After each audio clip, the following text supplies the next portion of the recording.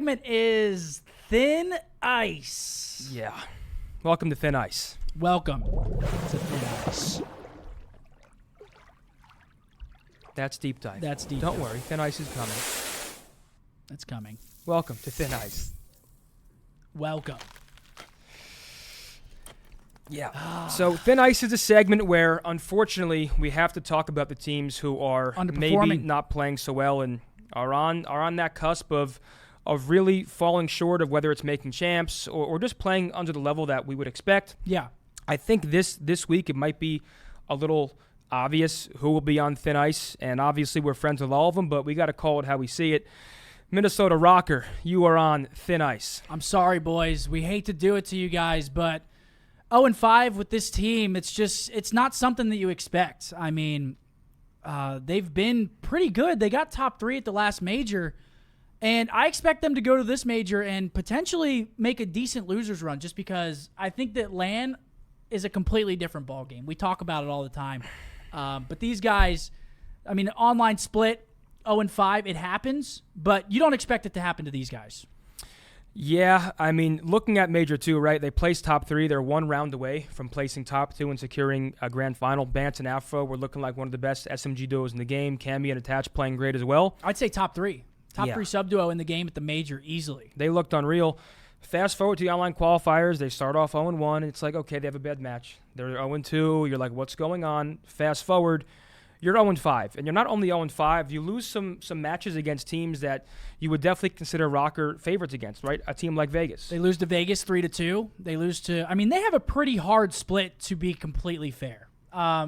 You got to give them a little bit of the benefit of the doubt. You'd expect them to maybe beat at least one, maybe two of these teams, but they get 3-0'd by Thieves. They lose last map to Vegas. They get 3-0'd by us, 3-0'd by Seattle, and then they lose a tight 3-2 to open their split in a round 11 against New York. So you got to give them a little benefit of the doubt. But when you get 3-0'd 3 times, I mean, something is wrong. Something's going on. But let's take a deeper dive, I mean, into... No pun intended.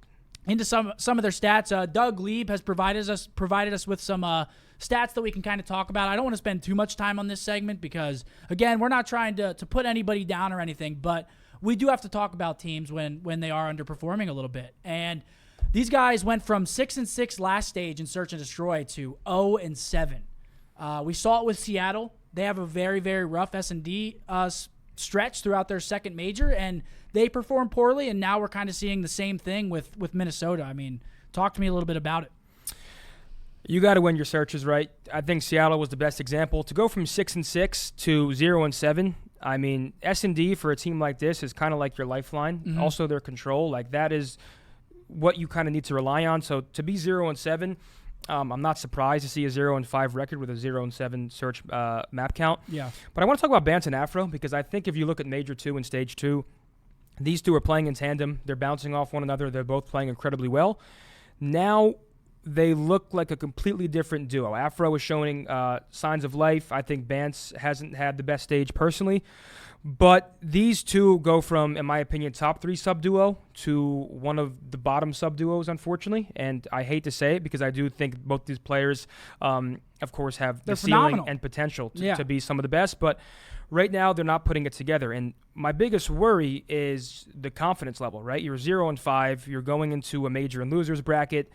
We're at the point now where if they come out and they get first rounded, talk to me about that mindset and what you think they do. So I know a lot of people in the community are probably going to call for people's heads on spikes, people to get dropped, people to get replaced. I think you give this team, even if they get first round at this major, I think you give them the next split. So I'm not exactly sure when the roster cutoff period is for champs, but this team is in a comfortable position. They have 110 points right now. It's not like they're sitting there, you know, in a bad spot for champs. They still have time to make champs. I think they're still going to make champs. I think that they just had a really rough stage online. I think that they're going to go back, look at some of these things, tweak some things, and come back a lot stronger during the next stage. Maybe they just need a little bit of a break. I don't know what it is, but I don't think that you make a change on this team. I think that we've seen their potential at the major. They got top 3 last major. I mean, people were calling for changes on Seattle as well. They got second, and then they have a bad online split. I have, and now they're doing good again. I have a big gripe about sort of the new community mindset on teams and how people just jump to conclusions and want to change rosters. I'm a big fan of having trust in your teammates and working through these hard times. I use Thieves as an example a lot in Vanguard. They win back-to-back tournaments to end the year. They're world champions. And they started off and they started off terribly. I understand it's kind of an outlier because that roster on paper is one of the best rosters ever assembled. Yeah. But Seattle's a great example, right? People are saying Seattle needs to change, and now we're looking at the Seattle we're used to. So I think now they're 4-1 with the number 2 seed going into the major. So you got to give these teams some time sometimes. Listen, man, and I know it's tough and it's exciting to see roster changes, but looking at their roster, they have a very capable roster. I would tell you right now, if I think they had a weakness or a player who wasn't as good as the other, I mean, they have a great leader in Bance. They have a good AR and attach. Cammy obviously has potential to be one of the best in the world. I would like to see a little more from him. He's one of my good friends, and I'll say that to him personally. I mean, we might see them tonight. Yeah. Potentially. Yeah, so he's one of those players. Hopefully they don't watch this segment. Yeah, I expect a lot of. And Afro, we actually passed him in the street yesterday. He was smiling, so I looked at him. I said, "Why the fuck are you smiling? You're 0-5." We were walking to dinner after we did our first, I guess it was our first run through, and we're walking down the street, and Afro's just walking by. Yeah. Out of nowhere. We see some people down here sometimes. But listen, I think this team can turn it around. I just don't know if they'll do it in the short term. So worst comes to worst, let's say they bottle the major. I am a fan of this team sticking and having a team talk, whatever you need to do. Reset, stage 2 never happened, or stage 3, get back to work, and we'll see you in stage 4. If things go sour. Yeah, I think that's really all it boils down to. I think this team has potential. We can dive into a couple more of their stats. During stage 2, they were 6-3 in controls. They were 8-0 on a silo control throughout the first 2 majors, but haven't played it. 7-1 with the SAE. But now they're starting to struggle in it a little bit more. And, whenever you fall off in a game mode, they're 1-4 in it now in this stage. It just becomes so hard. You're 0-7 in search. You're 1-4 in control. They're 3-4 in hardpoint. I mean, where are the map wins coming from? They're not. That's just really... That's the problem. They are not winning any maps, meaning they are not winning series, thus 0 wins in stage 3. Yeah. And I think we can kind of move on from this topic. They're on thin ice this week. I think that they definitely have the potential to turn it around.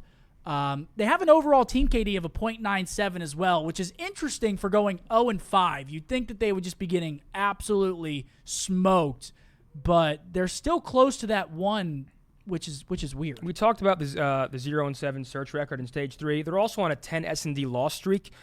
So they are getting close to maybe setting the record for most consecutive losses, you don't want to whereas FaZe just set the record for most consecutive search wins. So some go down, some come up. That's how it goes. I have a lot of faith in this. I have a lot of faith in this Rokkr team. If you guys are listening right now, I got hella faith in you guys. And you will buy me drinks. And yes, you will buy drinks. But sure. I think that they got a lot of potential in that team, and I think they can turn it around. So let's not be too harsh on them. They're playing like my ass. They're playing like my hairy ass. They're playing like my ass, but they have around. potential to not play like my ass. But they're on thin ice for this week, ladies and gentlemen. Let's move on to more of a light-hearted